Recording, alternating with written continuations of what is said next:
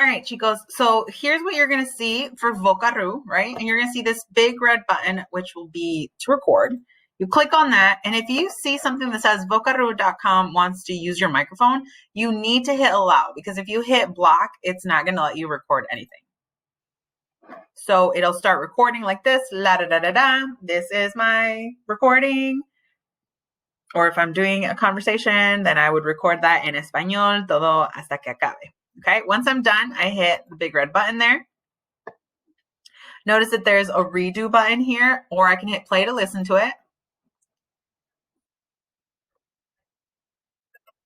So that's my conversation, right? But what I want to do is I want to save and I want to share. So what I'm going to do is I'm going to hit this button here, and it's going to send me this lovely little link. That's the link that I want to send to my teacher, okay? So I can hit copy here, and then that will be the thing that I will either insert in the Google form or on Google Classroom, okay?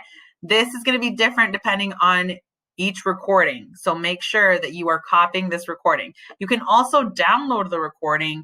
That way you save it for yourself if you need it later on, okay?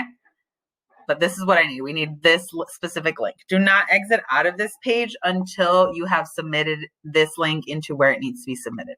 All right. If you have any questions, let me know.